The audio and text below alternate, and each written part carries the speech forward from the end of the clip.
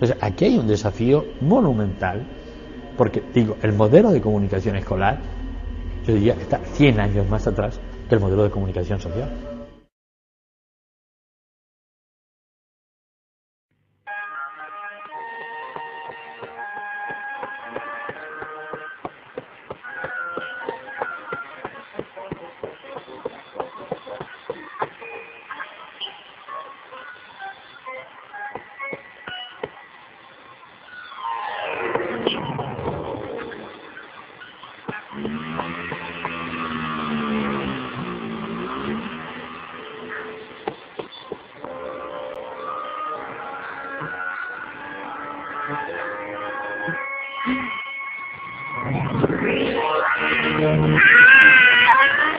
La enseñanza de las matemáticas ha estado presente desde la fundación del mundo. Con ellas, las grandes civilizaciones de Egipto, Mesopotamia y Grecia dejaron su huella, gestándose los grandes avances en Oriente para luego revolucionar Occidente. Con ellas, la academia emprendió la aplicación de métodos que salieron de mentes como la de Pitágoras, Johannes Kepler, René Descartes e Isaac Newton, entre otros grandes de la historia que aportaron procedimientos para partir o unir el mundo. Por lo anterior, las matemáticas se han vuelto de primera necesidad en la enseñanza de las instituciones de educación. Por años se ha venido modificando técnicas de aprendizaje que varían por su población, ya sean niños, jóvenes, universitarios y, por qué no, los llamados popularmente de la Universidad de la Vida, refiriéndonos a la enseñanza a través de la experiencia. Es que esto es 1 y 2, nada. Nosotros jugamos con los mecanos, todo es por juego. El juego, los mecanos, el de las pelotas, se les enseña los colores, se les enseña los números, se les enseña el triángulo, el cuadrado, todas las áreas de matemáticas se enseñan sin decirle, se enseña a leer y escribir sin decirle la M con la A, ¿qué dice? Nada. Aquí dice Nubia y ellos saben que aquí dice Nubia. Ellos aprenden a socializar. Ya entendida las razones y orígenes del estudio de las matemáticas, ¿por qué entonces existen personas, desde niños hasta adultos, que se les dificulta la recepción de temas aritméticos, estadísticos y todo lo que se refiere al cálculo? Cuando nos enfrentamos a una prueba y vemos el enunciado de un problema, las palabras calcule, halle o encuentre, ¿en realidad contemplamos lo que significan estas palabras? Para algunas personas el significado se vuelve nulo y todo se convierte en una indisposición física, mental y emocional hacia los números, lo que impide el aprendizaje, y es aquí cuando la pedagogía entra en acción. Hacerle una inducción de acuerdo a lineamientos y estándares de calidad que maneja la Secretaría de Integración Social, maneja por componentes, a donde tienen que ser ambientes adecuados y seguros, lo de la pedagogía, la planeación. Aquí ellos no están aquí afuera gritando porque están molestando, es porque es un momento de todas las rutinas diarias que se hacen. Es el entorno que se maneja. Tuvimos que aprender a contar por necesidad, tuvimos que aprender a medir por necesidad, tuvimos que aprender a predecir por necesidad, tuvimos que aprender a observar la belleza, que es una parte del pensamiento matemático por necesidad. Y después, digamos, culturalmente aprendimos a contarle eso a los que venían detrás de nosotros. Pero en esa forma, en ese teléfono roto de contar, hemos perdido el hilo y contamos resultados, pero no contamos pensamiento. Mi tesis fundamental es: a la gente no hay que enseñarle matemáticas, hay que enseñarle a pensar con las matemáticas, y en esa medida ella aprende las matemáticas solas, pero hay que enseñarle a pensar con las matemáticas. Entonces creo que no es una condición, creo que es simplemente una circunstancia que hemos causado nosotros mismos en el proceso de enseñanza. No ve del verbo ver. Ah, pues a qué haré. Borra el pizarrón. Anteriormente, la enseñanza de la matemática se resumía a un tablero en blanco y negro. Hoy en día, los colores, los juegos y los métodos como el Montessori se tomaron la clase y están ayudando a los niños y jóvenes a aprender matemáticas de una manera voluntaria y no impuesta, como se asumía antes. Por lo tanto, las generaciones que crecieron con esta imposición, y más a las que se les dificultó por siempre las matemáticas, llegan a la universidad y les toma mucho trabajo, por no decir que imposible, el ritmo de clases, pues el profesor asume que los conocimientos en el área están vistos y entendidos, y las clases se vuelven en resúmenes extraños, por decirlo de alguna manera. La velocidad y el tiempo son las variables que afectan la capacidad de retener en la memoria corta, que es la que utiliza el aprendizaje en matemáticas. Pero cuando esta memoria corta falla y reincide, probablemente nos estemos enfrentando a uno de los problemas de aprendizaje en la educación del ser humano, la discalculia. Yo soy profesor de planta del Politécnico Gran Colombiano y profesor de posgrados de la especialización en neuropsicología. Muchas personas tienen dificultades de aprendizaje en matemáticas. Entonces, el problema lo podemos abordar desde dos perspectivas, ¿sí? Por un lado, y por parte del servicio del consultorio psicológico, del cual hago parte, yo dirijo el componente de rendimiento académico. Y sí tenemos una gran cantidad de estudiantes que llegan con problemas académicos que ratifican pues tu percepción, ¿no?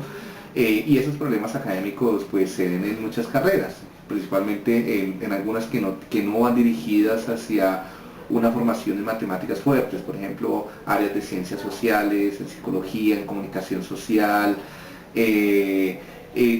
permanentemente nos están llegando, y pues eso es incluso dentro del programa de permanencia hay una gran preocupación, pues porque es una de las primeras causales de deserción y de dejar la universidad.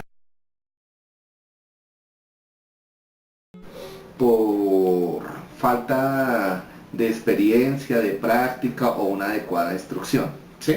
Esos problemas se resuelven, pues, entre comillas, fácilmente con tutorías, clases de soporte, ¿sí? Clases privadas o repitiendo varias veces como le toca a algunos, ¿sí? Otros son los problemas cuando ya hay problemas clínicos, problemas en realidad cognitivos que impiden un adecuado desempeño, ejecución en problemas matemáticos, ¿no? Entonces, estos segundos son los trastornos del aprendizaje, comúnmente llamados trastornos del aprendizaje, que no son muchos, ¿no? O sea, en la población no hay una estadística a nivel colombiano, pero en otros países más o menos el 3, el 4% por mucho de la población presentan problemas de aprendizaje de matemáticas, más conocidos como discalculia. Por ejemplo, no tiene sentido empezar a enseñar desde lo más abstracto hacia lo más concreto. No tiene sentido que te enseñen factorización, dígitos de factorización. No sé no te voy a decir qué es, pero se hace así. No, venga, hagámoslo concreto, desde lo más concreto hasta lo más abstracto. O sea, pongamos ejemplos tangibles, hagamos experiencias, mientras más sentidos están involucrados, más eficiente va a ser el aprendizaje, por una parte. Por otra parte, hablemos con palabras correctas. No digamos 3 más 8, 11, llevo no le hice a la cabeza nada, ¿sí? Si lo que le digo es que estoy agrupando una decena, la cabeza entiende qué significa agrupar una decena, etc. O sea, hablemos con palabras correctas. Hagamos procesos de abstracción muy graduales. Los profesores dicen, y si se acostumbran mucho, trabajan muchos salones, entonces es como repetir, yo ya le cuento esto y paso rápido, muy arriba. Y los estudiantes en ese paso rápido, demasiada abstracción, quedan en el aire. Entonces, primero que todo, cuando uno está dando, uno tiene el parte que uno dice que la matemáticas es fea, es que la matemáticas es difícil, es que es aburrida, y la matemáticas es una lógica y es una distracción. Eso es en las matemáticas. Cuando nosotros hablamos de otras materias, estamos hablando de que tú entiendes y aprendes. Si tú no entiendes, tú no aprendes. Y la mejor forma de tú aprender es por medio del juego. Por más difícil que sea el tema que tú expongas, si tú lo expones de la vida real, jugando con chistes, mostrándolo lo divertido, tú lo entiendes. En este caso se ha visto que el problema es un problema del desarrollo del cerebro, que es por muchos factores genéticos, epigenéticos, que es la interacción entre lo genético y lo ambiental, o factores del entorno, del ambiente en el cual sucedió el desarrollo intrauterino. Las otras personas que no tienen un problema clínico, ¿sí? Con ellos sí se pueden hacer tutorías, trabajo con los profesores, cambiar la metodología, cambiar la didáctica de la clase, hacer ajustes, ¿sí? Y salen adelante. La pedagogía recomienda a esos matemáticos que actúan como profesores en el aula de clases impartir las mismas con pedagogía, pues está visto que el problema que no resolvieron los colegios en primaria y secundaria se la están cediendo a la estancia universitaria. Entonces su vocación y entrega debe abarcar estándares pedagógicos para mitigar la discalculia o el problema de déficit de atención, que es otro problema del aprendizaje. Aquí partimos de un problema básico, y es que muchos de los profesores de matemáticas no son profesores sino matemáticos. O sea, no son personas que se caractericen por sus habilidades como pedagogos, como en el componente de enseñanza, sino que se caracterizan por ser muy buenos. Un matemático como ve las matemáticas, de una forma muy abstracta, teórica, que sirve para la vida, ¿no? El estudiante lo está viendo como un requisito para pasar a la universidad, ¿sí? Entonces ahí se genera lo que tú dices, una fractura en la comunicación, ¿sí? Y la docencia implica también leer las necesidades del estudiante. Si el estudiante está viendo que lo que yo le estoy transmitiendo no es importante, pues ahí no va a rendir. Y todo lo contrario, lo que se va a generar es una emoción negativa hacia este campo, ¿no? Claro, ahí hay que hacerse muchas reflexiones acerca de la necesidad de algunos de esos contenidos. Jorge Luis Borges fue uno de los escritores más importantes del siglo XX. Uno de sus cuentos, La Biblioteca de Babel, comienza: el universo, que otros llaman la biblioteca, se compone de un número indefinido. Desde cualquier hexágono se ven los pisos inferiores y superiores interminablemente. La distribución de las galerías es invariable. 20 anaqueles a 5 largos anaqueles por lado. La reflexión de esos contenidos, como bien lo dijo el profesor Diego León, es desde la comunicación, fomentando con campañas de sensibilización esa percepción de mirar la materia como requisito, pues desde esa premisa ya se siente el rechazo hacia las matemáticas, lo que desencadena todos estos problemas de aprendizaje que no se diagnosticaron en una primaria o en un bachillerato. Al parecer, al llegar a la universidad se nos está subestimando el tema en que nuestro cerebro sigue en formación al igual que un niño y que como niños debemos seguir recibiendo estimulación con colores, juegos, formas y más recursos lúdicos que ayudarán a los que no pueden y a los que sí, con seguridad, serán más sobresalientes. Pues si yo también soy cansona, chocha, fastidiosa, regañona. ¿Por qué te quieres quedar acá? Y no con tu mamá.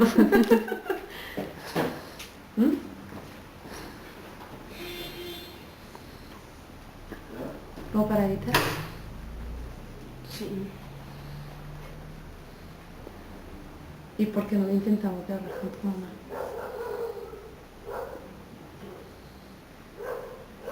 Yo sé que tu mamá no es estricta, pero si tú cumples con hacerle todo, así llega que quedó mal hecho porque lo intentaste. ¿No te parece? Sí. ¿Y cuándo vamos a hacer ese intento?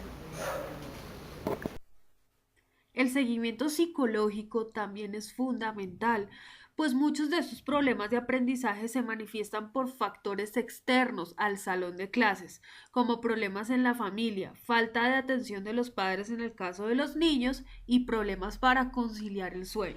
No puedo dormir, voy a morir, no puedo dormir. En el punto de vista universitario, uno no se puede poner a devolver en la materia, porque de todos modos hay un pensum que cumplir.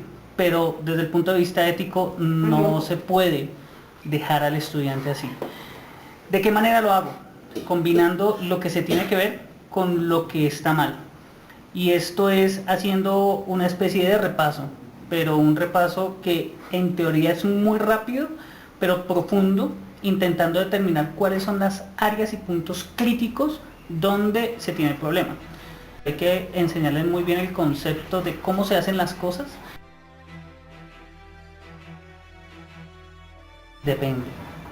Depende sí y depende no. ¿Por qué? Porque se debe tener el mismo acompañamiento sí cuando se está arrancando. ¿sí? Pero no siempre se va a tener un acompañamiento 100% de un docente, porque sería completamente desgastante para todo el mundo.